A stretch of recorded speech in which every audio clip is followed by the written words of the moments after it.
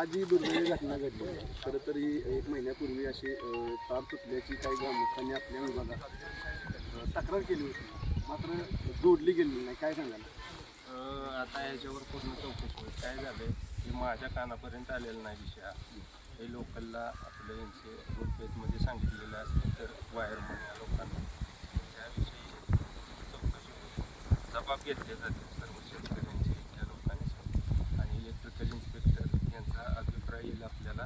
रिपोर्टनुसार electric shock ह्याच्यात कोणाची जबाबदारी आहे त्यानुसार त्यांच्यावर कायदेशीर कारवाई केली जाईल. या ठिकाणी 2 जीव गेलेत हे तरी आपल्या MSEBला मान्य आहे का?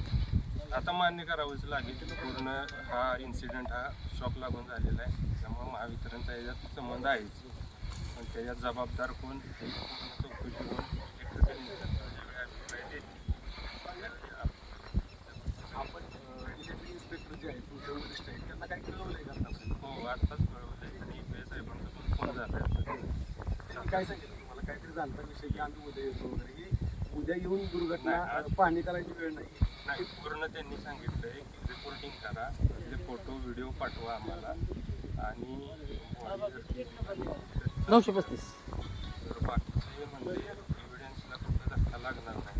तारा बिरा जे आहेत काही एव्हिडन्स आहेत त्याला कुठेही हात लावून नका, चालू करू नका आणि ते आल्यानंतर पूर्ण स्पॉट पोल आम्ही सर्वे करणार आणि त्याच्यानुसार चौकशी करणार आणि सर्वांचे जबाब घेऊन त्यानुसार जबाबदारी निश्चित करणार असं त्यांनी सांगितलेलं आहे. आज त्यांचं ट्रेनिंग आहे पुण्याला, त्यामुळे त्यांना वेळ नाही यायला, ते उद्या सकाळी येतो असं सांगितलेलं आहे. साहेब, इथल्या ग्रामस्थांची काही समस्या तुम्ही कसं सांगितलं, लाईन ज्या ठिकाणी गेले त्या ठिकाणी तारांना बऱ्यापैकी झोळ आलेली आहे, तर तुम्ही बघितलेलं आहे?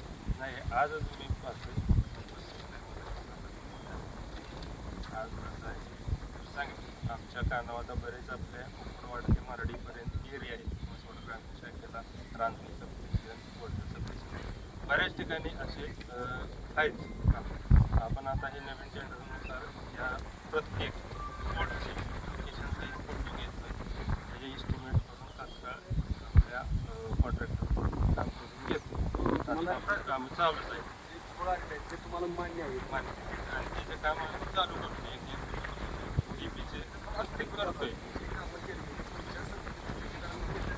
जर नवीन असता पूर्वी ठेकेदाराची चूक आहे असं तुम्हाला वाटते का? प्रथम दर्शन तुम्ही बघताय, प्रथम दर्शनी काही ठिकाणी ज्यावेळी पोल उभे केले त्यावेळी ताण असतो त्याला.